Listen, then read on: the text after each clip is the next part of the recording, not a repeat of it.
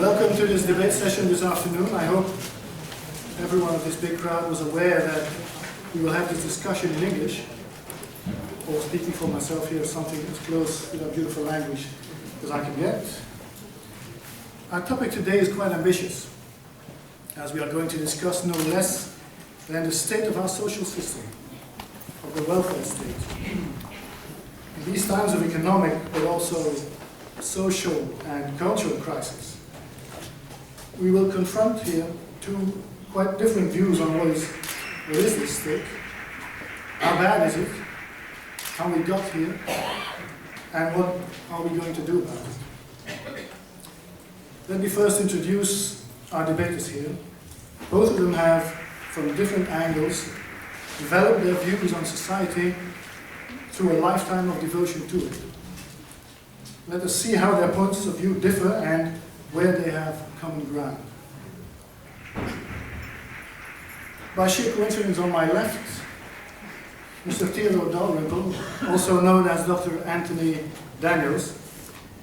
You have been propelled to prominence, or notoriety as some would have it, as one of our most popular politician of the moment, Mr. Bart de Wever, mentioned you as one of his prime sources of inspiration.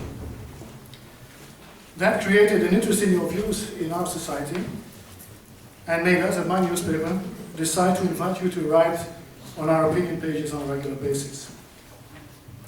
You have been a medical doctor for most of your life, and you have lived in many different parts of the world, working among others in developing countries, in hospitals, and, if I'm not mistaken, in prison. Well known, both of you have stimulating titles, like Life at the Bottom, and Our Culture or What's Left of It. And, recently, a book called Spoiled Rotten, The Toxic Code of Sentimentalism, which is now translated in Dutch. It's called Door en Door verwend, kritiek op de sentimentele samenleving. You have positioned yourself, by these books and your outspokenness, as a critic of what is often called political correctness, and have thus become an important source of conservatism or neoconservatism, as some might call it. To my right, Mr. Vandenbroucke, he is even less of a stranger to this audience, I believe, having been a prominent socialist politician for the best part of 30 years. He has been a party chairman, a minister both at the federal and the Flemish regional level, moving from foreign affairs to social affairs and to education. You are also a keen analyst of the British Society, having studied there twice in England, once early on in Cambridge as an economics student, and later on well into your political and professional career in Oxford, working on social studies. Recently you have put an end to your political career and are now devoting your time exclusively to teaching and to social studies. In that capacity, you wrote an article in a recent book by the mayor of this city, Patrick Janssens. The book is called Voor wat hoort wat, which is quid pro quo, or no free lunch, something like that, towards a new social contract. And in this article, you advocate the principle of reciprocity, a difficult word in English, wederkerigheid. Reciprocity as a necessary, be it a difficult prerequisite for any fair but functioning and durable system, social system. Mr. Dalrymple, let me turn to you first. In this book, you developed the concept of sentimentalism as a dominant factor in your understanding of the weaknesses in our society. Most people would probably agree that emotions play too big a role in our media environment that we have at this time. But could you explain briefly to our audience what this concept means to you, and could you tell us why it is so important to you that you devoted an entire book? Yes, well, thank you very much. First, I'd like to compliment you on your English, which is better than that of 98% of my compatriots. Well, sentimentality is actually quite hard to define, but sometimes easy to recognize, and I suppose it Oscar Wilde said it's the desire or the pleasure of having an emotion without paying anything for it. And I suppose what I meant by sentimentality in my book was not private sentimentality where you weep at a rather silly film, that doesn't matter, but it's the public expression, excessive expression of emotion that is felt to be virtuous in itself. It's virtuous to express the emotion, and its purpose is self-gratification, and I think the exhibition of that virtue to other people. And the danger of it is that it will affect public policy, and that's why I developed the idea. I don't claim that it explains everything in society or anything like that. But I mean, I could give examples. I don't know whether I have time to give examples. Just a few minutes to explain to me. For example, in our treatment of, one of the things it does is to turn lots and lots of people into victims and nothing but victims. So that, for example, when we treat heroin addicts, for example, we treat them as if they were victims of their own behaviour, and we tend to hide from them what they themselves have done to become heroin addicts, because it's not easy to become a heroin addict, nor is it easy to maintain being a heroin addict. So it's actually, and it reinforces addiction by turning someone into a victim. Another example, in my view, is foreign aid to Africa. Our distinguished Prime Minister was talking about trying to, Mr. Brown I'm talking about, wanted to fund education in Africa and wanted everyone to be educated in Africa. Well, he only had to walk 200 metres down the road to see lots and lots of very uneducated people who had been educated at an expense of about 60 or 70,000 euros. And he was Prime Minister of Great Britain, not of Africa. And I know from working in experience of working in Africa that foreign aid has actually often, and probably usually, the opposite effects to those intended. And another example, in my view, is the way in Britain, and I can't speak for Belgium, and I don't know Belgium well enough, the way we have treated crime and criminality. And the very simple consideration that though criminals tend to come from poor areas and be poor, so do their victims. And the class of victim is always very much larger than the class of perpetrator, even now. This has no effect on our thinking about crime in Britain. Thank you. Mr. Vandenbroucke, you have read Mr. Dalrymple's book on sentimentalism. Do you think we need this concept, and what is your view on responsibility? Which part of it has to come from the state, and which part from the individual? Well, I read the book, and I am against the cult of sentimentality as Mr. Dalrymple defines it.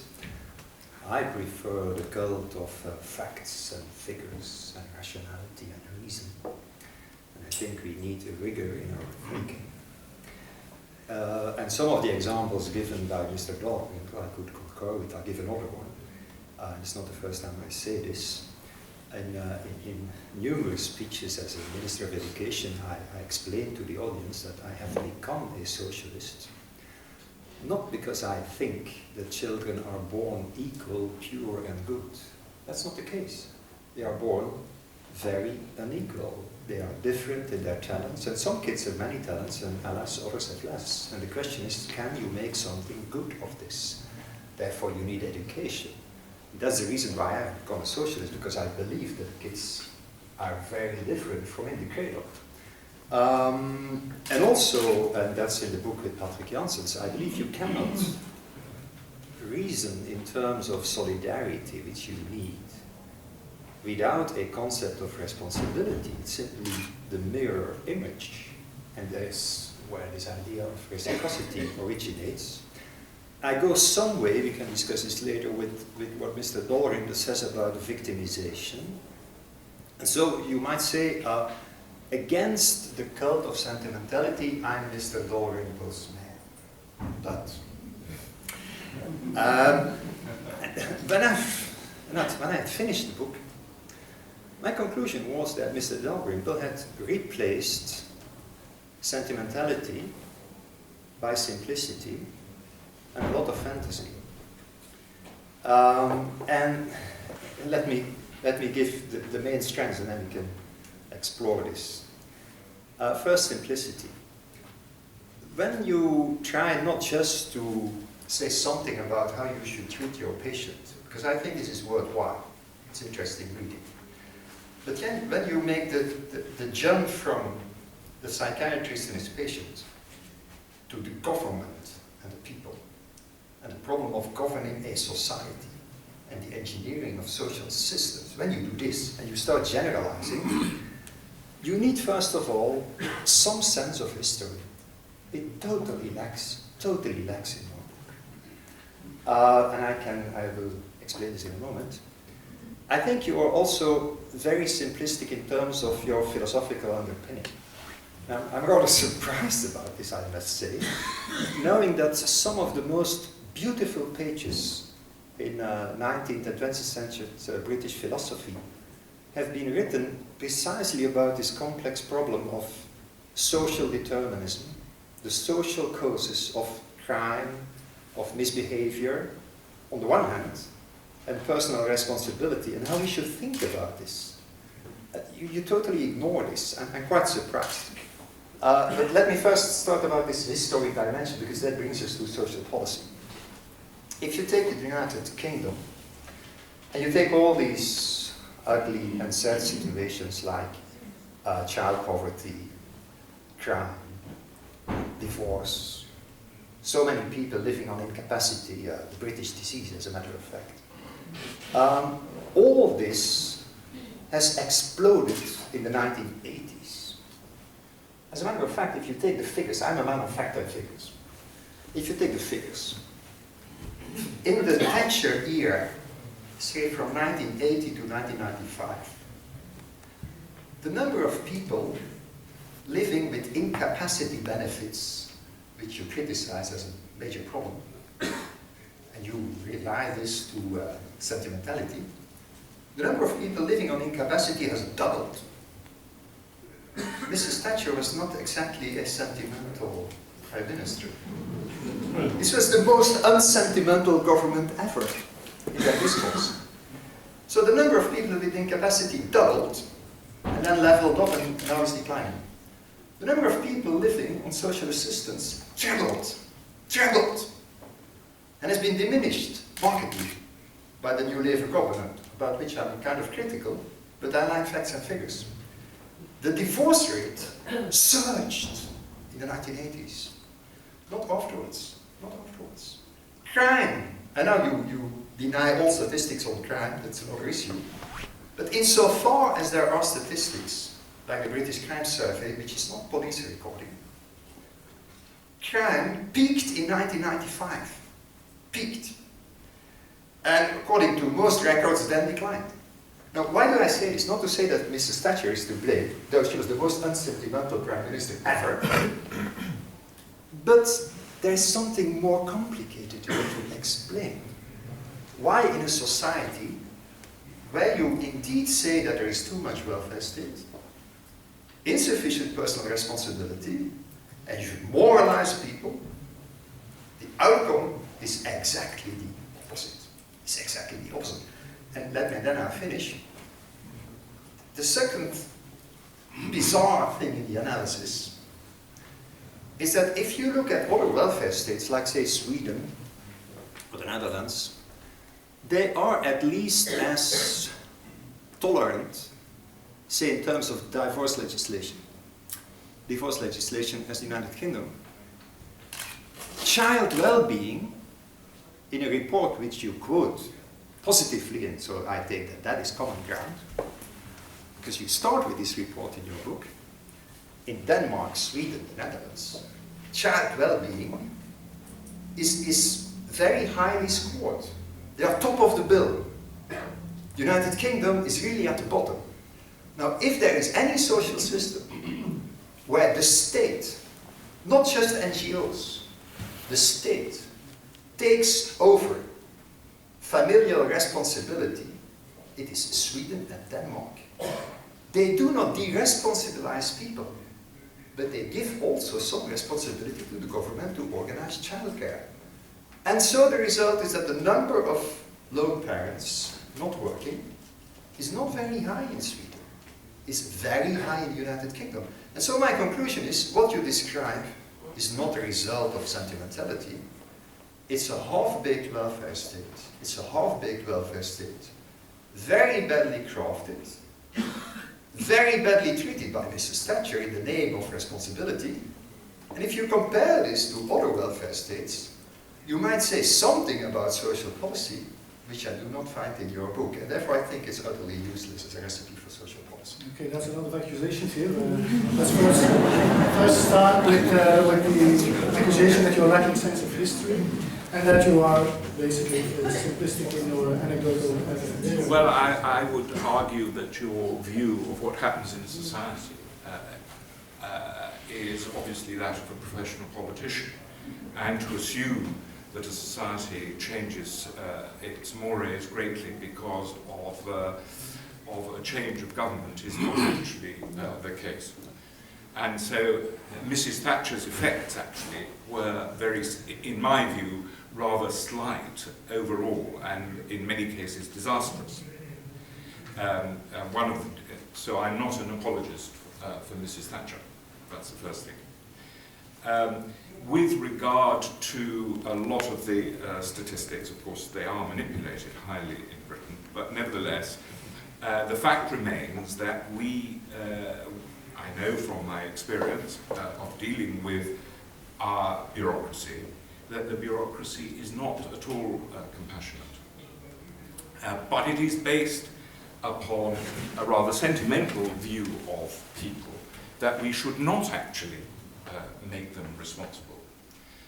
With regard to Denmark and Sweden, well, Sweden in particular, I would remind you that actually Sweden, although it is in many respects much better than Britain, and I agree with that, but I think it's a complex reason why it's better, it's a very crime-ridden society, as is Holland.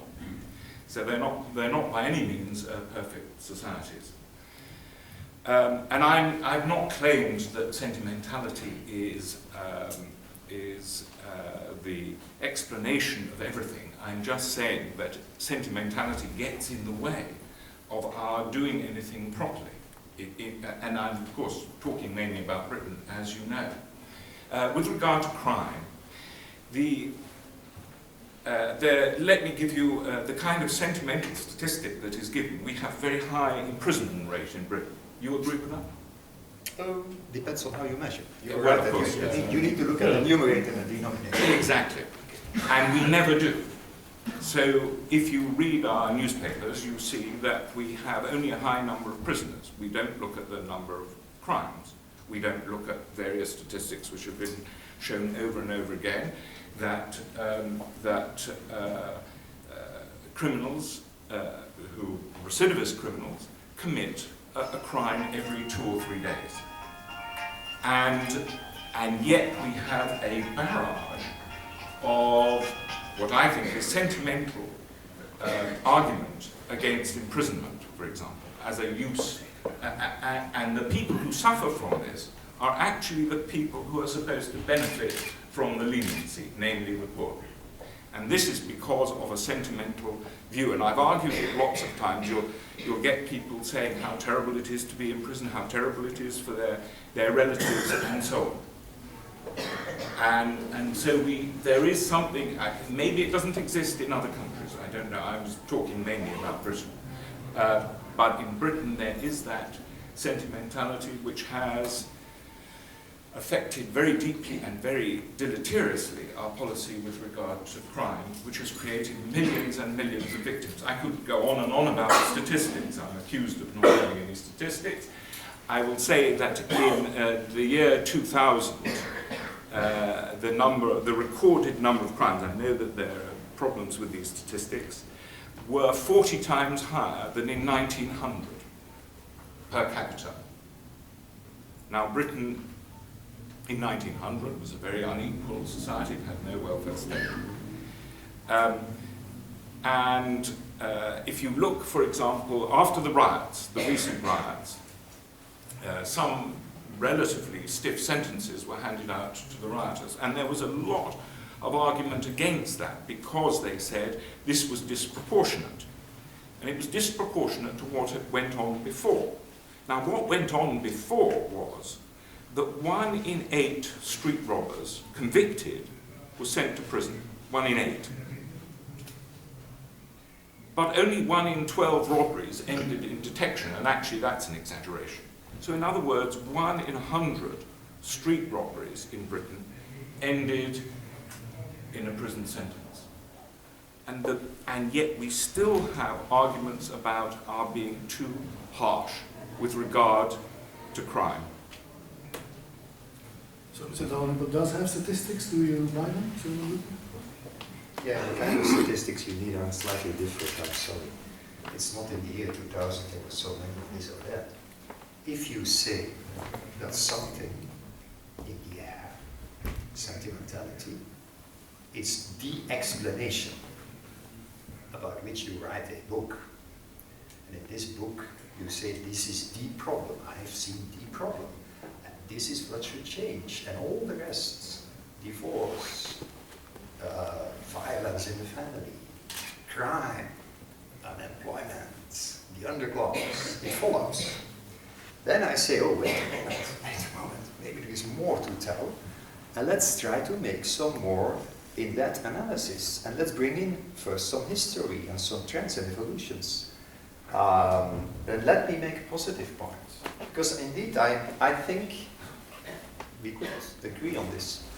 I think many of my colleagues in say, social science, political science, in politics, they too readily think that certain changes in societies are the work of governments. That's not always true. That's not always true. But you can have a social policy. Let me give a positive example. Someone you certainly won't like, certainly not on Moral Times, Mr. Bill Clinton. The number of lone mothers, so single mothers with kids without a job, was very high in the United States, say, beginning of the 90s, as in Britain. It's a very Anglo-Saxon phenomenon. It's a very Anglo-Saxon phenomenon. Now, Clinton changed the tax and benefit system. He re-engineered Medicaid, the earned income tax credit, the aid to families. They became more tough also with those households, but they changed the tax and benefit system, making it basically more generous. If you look at the figures, they invested a lot in support for lone mothers, but they made that work. It was extremely successful. If you look at the figures, they didn't solve many other problems, but it was extremely successful. And by the way, in terms of the impact on marriage as such, it's a more complicated issue, but certainly not negative. So what I say is, when it comes to social policy, it doesn't suffice to preach about sentimentality and about people's responsibility. Yeah, you should say that to your patients. That's true. You're right. But when it comes to social policy, just preaching about responsibility is one thing. But you have to look at the precise setup of social systems. And there, the Anglo-Saxon welfare states are very specific. To take again this problem of lone mothers, because I think that's very important in your assessment of the underclass. The underclass is a very Anglo-Saxon discussion. It started in the 60s in the United States. There have been written books about it. So it's a very Anglo-Saxon debate. Now, why is there something like an underclass visible? One of the reasons is that you have so many households where no one is working. It's a kind of paradox. The United Kingdom has, in terms of employment, one of the highest employment rates in Europe. Very many people work individually. And when you look at households and how people organize themselves, how they regroup themselves in households, very many households in the United Kingdom are without work. Very many. That's not because of sentimentality. It's not because of what the Guardian or the Observer write, because these are your enemies. It's not because of those strange ideas of the Guardian and the Observer. They had nothing to say in the 1980s. It's because of a wrong-headed social system. It's got to do with their tax and benefit system. It's because you have this meager, poor residual welfare state which is half-baked and dysfunctional. That's the analysis you have to make. And that's the reason why other countries, take Sweden. Sweden in terms of divorce rate is similar to the United Kingdom. But Sweden in terms of child well-being is much better. You take your United Nations report, look at the number of books in the household. Compare Sweden and United Kingdom. Look at the kids who say, my mom isn't working. Very, very different. Because of a different social system. Not ideal. It's not totally ideal. There's a lot of suicide in Sweden, I know. A lot of people drink. So it's not heaven. But in terms of social policy, it's much better. So if you want to generalize from your personal experience as a psychiatrist to what a government should do, please take on board more issues than simply preaching against sentimentality. That's my message. All right, if we look at something like the divorce rate in Britain, when did the divorce rate go up? When the legislation changed. Exactly. Yeah, like in other countries. Yeah, yes. Now, the reason it changed, there was no discussion about, at the time, there was no discussion about the potential harmfulness of this legislation, which in Britain, and I'm talking about Britain because that's where I've lived and worked, there was no discussion, there was no awareness of the damage it might do, and did very quickly, actually, and resulted in enormous breakup of the family. Again, another example, and you would say this is an example of legislation, and I agree, we have changed our drinking laws. And we have, in a sense, eased them. The idea of the government was preposterous, in my view, was that we might become like a Mediterranean country and drink in a Mediterranean fashion. Well, anybody who knew the British would know that that was not true, and I don't even believe the government believed it. It's not what they do when they are in the Mediterranean. No, it's not what they do in the Mediterranean, it's not what the Mediterraneans, they don't do what the Mediterraneans do, so they don't take it on. And I believe, personally I believe they did it for the most corrupt possible reasons. But they had the sentimental, in my view, sentimental idea that the British, merely by changing the laws, would become like the Mediterranean. So that's an example of a kind of sentimental idea. And as I said, I think the legislation on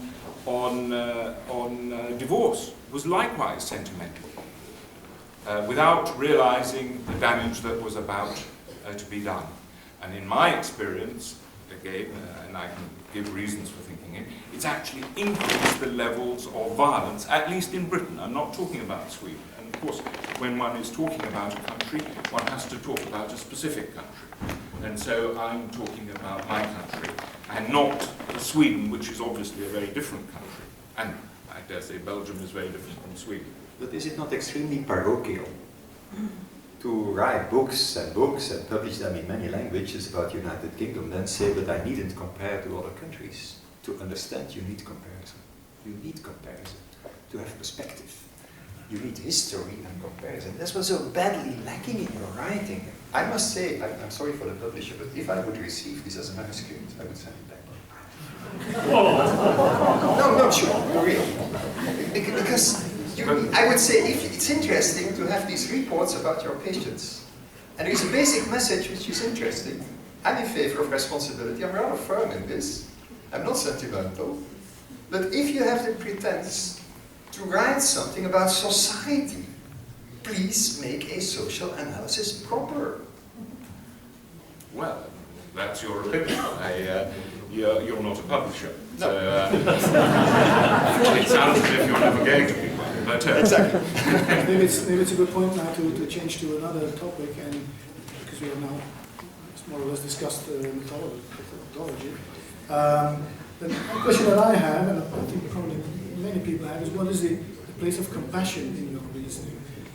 Where does sentimentalism end and become sheer coldness, really? And what's the place for human basic solidarity? Well, let me give an example of what I don't think solidarity is. It isn't. It is not operated through bureaucracies. It's not operated by sending money to Greece, for example. Solidarity and compassion is very necessary. But in my country, that solidarity and compassion doesn't really exist very much. And in fact, we're not even allowed to express it.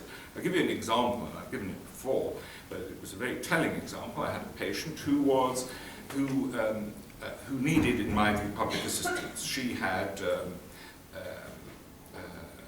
multiple sclerosis, which is a disease which just happens to people, we don't know why, and she needed some assistance to have a ramp because her husband didn't earn a lot of money and he couldn't afford to do it, and it wasn't his fault and it wasn't her fault. And it seemed to me a perfect example of someone needing assistance. And when I said to the social workers, I would like you to try and do this because it seems to me a particularly deserving case, there was a coldness, because one is not allowed to say that this, in Britain, that this is a deserving case. And if you don't have deserving and undeserving, then you actually make meaningless life, I think. And that's what we've done in Britain. And my argument, actually, contrary to what you say, is not necessarily against the welfare state only. I think the welfare state as we have it in Britain is a necessary condition of what we have, but not a sufficient condition. And so I think the idea that I'm completely lacking in compassion, I would just lie and let people die in the street and all that is not so. How do you define the line? When is compassion good and when is it just... I think you have to make a judgment, and the problem is in Britain anyway, we're afraid of making a judgment, and the very word judgmental is an insult. If you say that someone is judgmental, then you're saying that this person is, like I'm supposed to be, completely lacking in compassion. But if you don't make a judgment, you cannot be compassionate. In other words, you have to make a distinction between who is deserving and who is undeserving, and of course there is a continuum.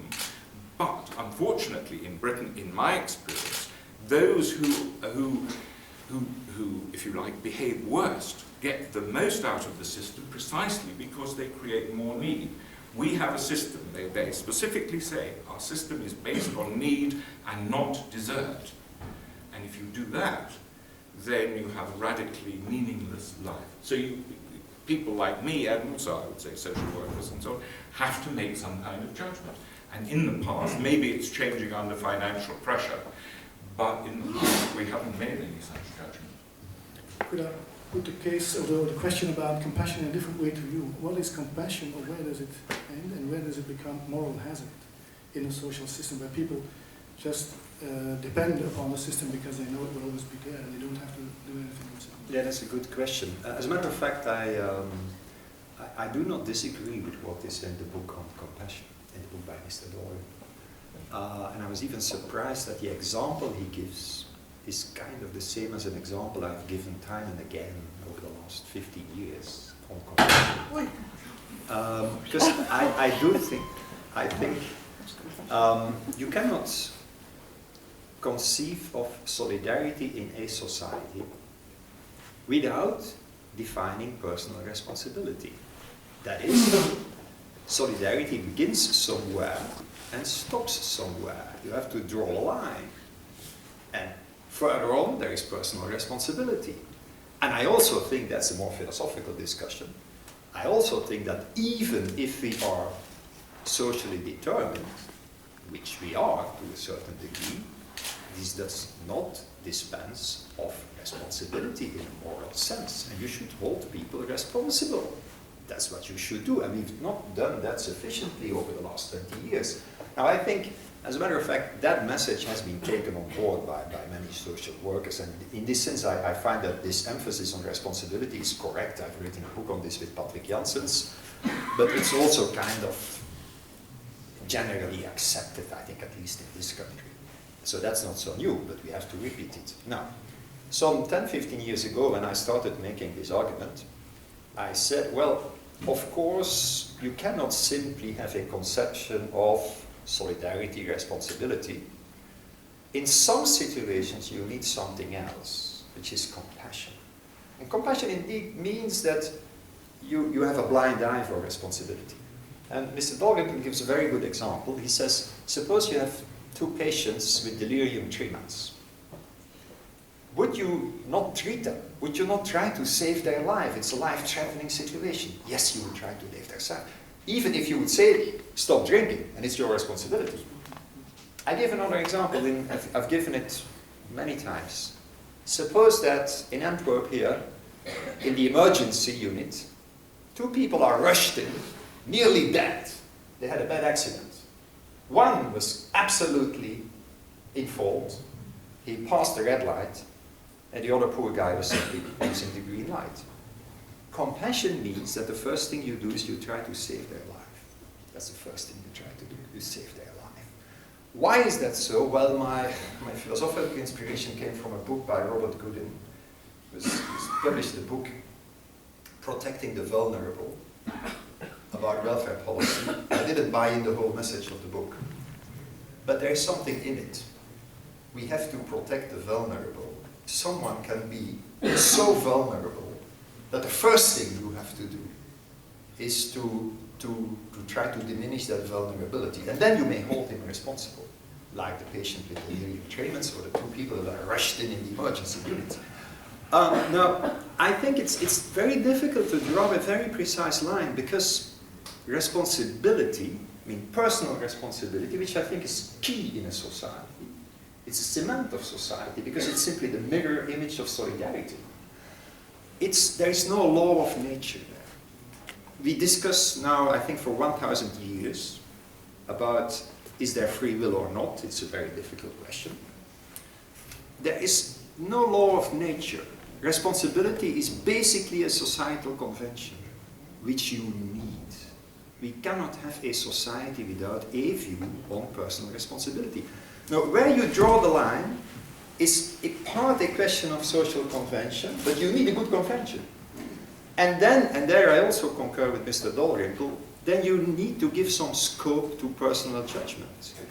I would say on the work floor in social work, you need tailor-made solutions. One of the, together with my emphasis, I'm too much talking about my own previous work, but together with my emphasis on personal responsibility and compassion as twin principles for social policy, I said that to apply them well, you need not too much centralization, not too much uniformity, you need decentralization and tailor-made solutions. Less bureaucracy? Yeah, that means, well, bureaucracy you have, but less, you need less kind of rigid bureaucratic management of social policy. I think that is clear. Now, as a matter of fact, that's also a message I think that's already taken on board in a lot of social work. I'm not saying that we are doing perfect on this, but so on this point, with the practical examples given in the book, I think the example of delirium tremens is a splendid example. It's like my emergency unit example. Okay. Let you answer this, and then I will go on. Well, I'm glad to say I agree with almost all of it. And all I can say is that my experience in England is different. And since I was writing for an English audience, that's I don't think I can really be criticised for that. But I agree with most of what you say. Well, I have a question still for you, Mr. Dalrymple, that is, what are we to learn of all this? Because one of the many bad things that are being said about you is that you are a pessimist at heart, and that you offer no alternative. What kind of policies do we need to correct the problems that we have described here, and what can be done, or are we just stuck? Well, again, I'm sorry to say that I am referring to the English example, where we do not even admit that there are problems.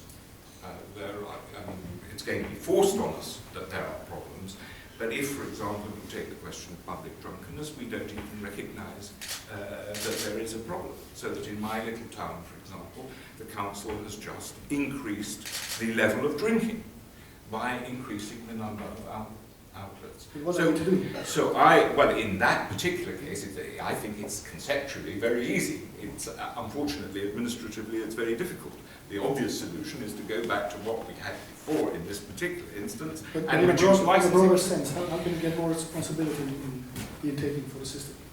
Well, I think I agree with what was said, that we have to have a much more flexible system in which we can actually make judgments, and making judgments, I'm afraid, involves, if you like, making a judgment about the morality of the situation. And not in a very harsh way, but in a realistic way. And that in Britain we have not done. It's going to be forced on us. Now, what is actually going to happen in Britain, I think, is disastrous. I think what we are going to see is a further reduction in the welfare payments in order to maintain the salaries of the people working in the apparatus, and that's already happening. That's happening in the National Health Service. We would much rather stop operations and so on, and maintain the salaries of the people working in the system. And I think that tells you something about the workings of the system in England. I can't say for Belgium or elsewhere. Mr. Vandenbroucke, we are living very dangerous and very trying times on a financial, economic level. What, in your view, is what is going to happen to this welfare state as we have it when the money is gone? Yeah, that's a 1 hour question. I'm ready to discuss it. We are indeed living in very dangerous times, and it's commonplace, but I have first to say that I'm deeply worried. Because we need not just to get some fiscal discipline, fiscal means budgetary discipline. We have to diminish our debt, certainly in this country. But simultaneously, we have to offer a perspective on economic growth, a perspective about continuing to invest in education, training, which I think is very important, and in other social sectors. And I think I'm not going into any programmatic stuff now, but I'm ready to do that if you want, but let me try to come back to the issues. The way I see it, I'm not saying that this is the best way to put it, but the way I see it, when we come back to this issue of responsibility, etc., in the state, our societies today are such that both the individual and the authorities have to take on board more responsibility. It is not a zero-sum concept. I mean, it's not something like 5 + 5 = 10, and if you take 6, then it must be 4 to get that 10. It's not like that. Let me take the example of families and childcare. I do think that you must make it clear in your discourse and in your politics that parents are very responsible for the education of their kids. To give an example, and it's a bit controversial, but I have decided as a Minister of Education that if you have repeated truancy, the family can lose the grant. This was new, this was controversial, but I thought that this was the kind of sign you should give. And we had voted a decree on the responsibility of parents vis-à-vis schools and education. That's one thing.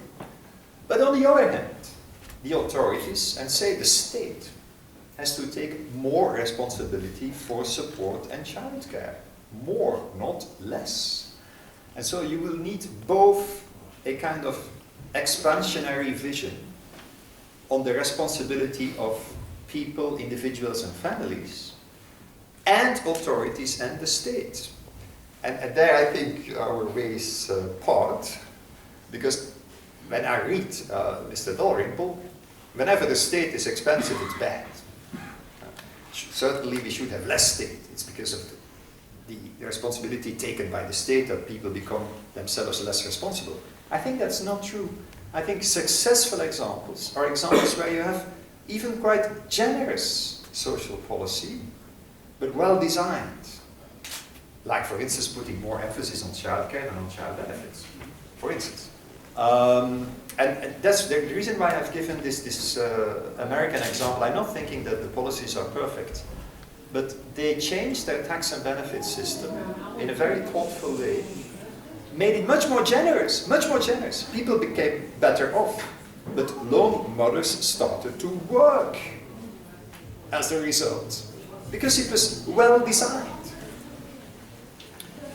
Ladies and gentlemen, unfortunately this is all we have time for. I think we have had an interesting and frank exchange of views. No pun intended. I would like to thank both our speakers here for their candor and their commitment, and I would like to thank you for your kind attention in this very long group. Thank you very much.